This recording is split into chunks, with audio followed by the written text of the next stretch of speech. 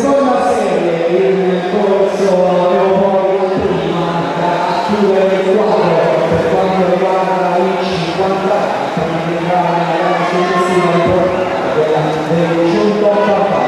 Il corso appunto la serie 2 ha prodotto una